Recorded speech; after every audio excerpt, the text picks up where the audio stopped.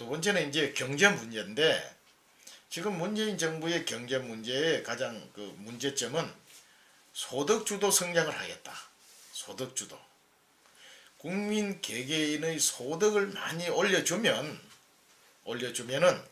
결국은 그것이 소비로 이어지고, 소비가 늘어나면 경제가 활성화돼서 잘 살게 된다. 다 같이 잘 살게, 이런 논리입니다.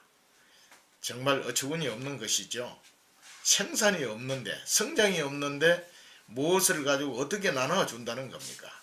결국 공공부문 일자리 늘리고 국민 세금 많이 걷어서 또 필요하면은 채권까지 찍어내서 국민들에게 공짜로라도 일자리 주고 공짜로라도 돈을 나눠주겠다는 그런 정책밖에 안 됩니다. 이것은 사회주의 경제정책이고 나아가 공산화로 가는 길이죠. 지금 지구상에서 전 세계적으로 공산주의는 이미 몰락했습니다. 사회주의를 신음하는 나라들 전부 거지 나라가 되고 다 같이 못 사는 그런 나라가 되고 있습니다. 우리가 왜 그걸 따라가야 합니까? 또 하나는 최저임금을 올려준다는 것이죠. 좋습니다. 최저임금 올려주면 얼마나 좋습니까? 그러나 국가가 각 공장과 직장과 기업의 사정이 다 다릅니다. 그런데 일괄적으로 최저임금을 인위적으로 인상시키면 결국 가게를 문 닫거나 공장을 폐쇄시키거나 기업을 그만할 수밖에 없는 상황이 됩니다. 그러되면 성장은 있을 수가 없고 일자리 늘어나지 않는 겁니다. 이 간단한 논리인데도 이를 고집을 하다 보면 결국은 생산 현장이 붕괴되고 마는 겁니다. 그 다음에 근로시간 단축 문제인데, 지금 어떻게 된 건지 문재인 정권 들어서서 국민들이 일을 더 할 수 있는 권한까지 박탈하고 있는 기가 막힌 나라입니다. 이 근로시간을 단축하다 보니까 연봉을 많이 받는 사람들도 임금이 상당히 깎이다 보니까 외식을 안 한다는 겁니다. 할 수가 없대요. 여행도 하지 못하는 겁니다. 백화점이라든지 옷가게는 신발을 결국 2번, 3번 사던 거 안 사 입는 겁니다. 안 가는 겁니다. 그리고 일반 서민들도 연장 근무를 해서 돈을 좀 벌어서 쓰고 싶은데 이걸 제한하다 보니까 지금 미장원도 안 되고 목욕탕도 안 된답니다.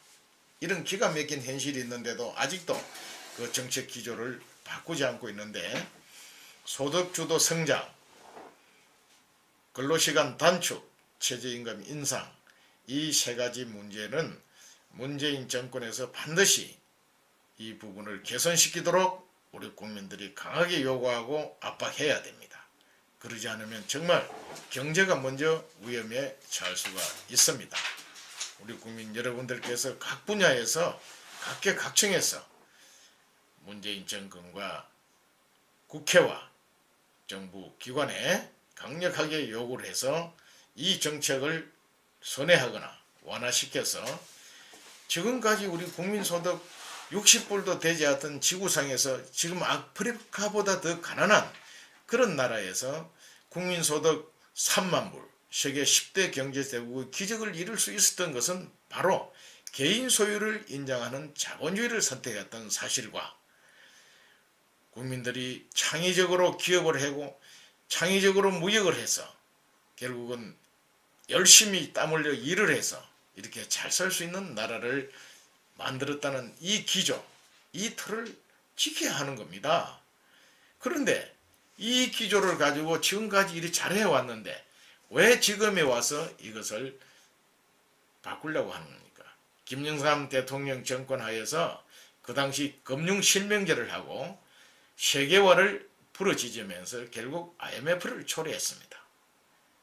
그 IMF를 인해서 멀쩡한 우리 국가 개인들이 부도가 나고 가정이 파탄이 내고 우리의 소중한 자산이 외국인들에 다 팔려나가면서 오늘날 지금 경제 얼음에 처게 된 하나의 계기가 되었던 게 사실 아닙니까? 그 후유증이 지금까지 지속되고 있고 그 가시기도 전에 문재인 정권에서 소득주도 성장이다, 최저임금 인상이다, 근로시간 단축이다 해서 정말 어렵고 힘든 국민들에게 솔깃하죠. 최저임금 인상이 쉽게 주고 근로시간 단축 시켜주고 돈 더 준다니까 비정규직 정규직 전환시켜주고 얼마나 좋습니까? 그러나 그것은 결코 장기적으로 갈 수 있는 정책이 못 됩니다.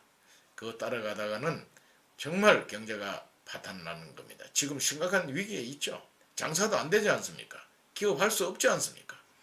그래서 이 부분은 강력한 국민 저항에 의해서 개선시키도록 해야 한다. 저는 그렇게 생각합니다.